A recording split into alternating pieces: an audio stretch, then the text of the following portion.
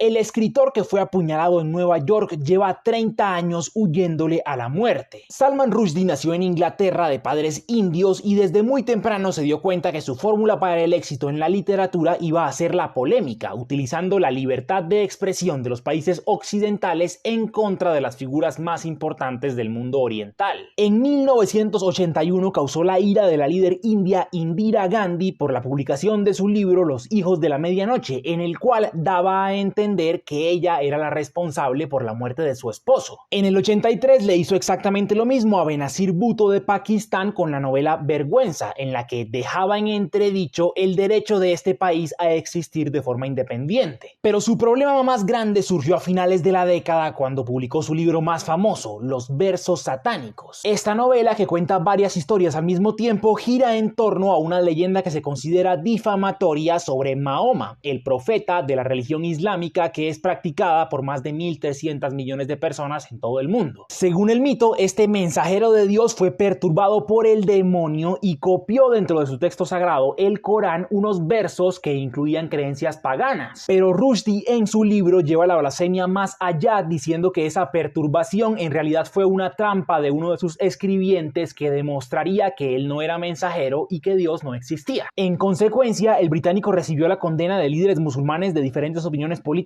y religiosas como Muammar al-Gaddafi de Libia, el gran jeque de Egipto o el ayatolá de Irán. Pero más allá de ellos, un sinnúmero de grupos radicales en todo el mundo consideraron que lo correcto era asesinar al autor del libro blasfemo y pusieron recompensas por su cabeza de hasta $6 millones de la época. Las primeras protestas en el año de publicación de su libro cobraron 12 muertos en la India, 6 en Pakistán y 1 en Jammu y Kashmir. En junio de 1991, las personas que tradujeron el libro al japonés y al italiano fueron apuñaladas. El primero murió y el segundo quedó gravemente herido. En julio del 93, el traductor al turco se salvó de un atentado en su contra que cobró la vida de 37 personas. Y en el 2007, la policía determinó que unos bombardeos en el centro de la ciudad habían sido consecuencia de que él recibiera el título de caballero a manos de la reina Isabel, un método que ya habían usado en contra de librerías en ese país y en Estados Unidos que vendían la novela. Este año, y específicamente hace apenas 2 semanas, Rushdie le había dicho a una revista en Alemania que su vida por fin había vuelto a ser normal. Pero el atentado de antier demuestra que eso no era así. En los últimos años del siglo pasado, Rushdie trató de aplacar los ánimos argumentando que su texto estaba dentro del género del realismo mágico, lo que lo llevó incluso a convertirse en uno de los mejores amigos de Gabriel García Márquez. En la década del 2000, cuando se mudó a Estados Unidos y se convirtió en un ícono cultural de la guerra contra el terrorismo, hizo más públicas sus verdaderas opiniones. Para él, lo que los creyentes llaman respeto a la religión es un eufemismo para llamar el miedo y sometimiento a la religión. Según dice, la libertad de expresión no existe si estas creencias no pueden ser cuestionadas, criticadas e incluso irrespetadas. Y aunque es cierto que podría tener la razón, también lo es que él mismo podía convertirse en la última entre decenas de personas que han pagado con su vida el precio de que él hubiera podido ejercer ese derecho. En un mundo globalizado que obliga a sociedades muy diferentes a entenderse entre sí, vale la pena recordar que la pregunta fundamental sobre las libertades no es si existen o no, sino hasta dónde llegan.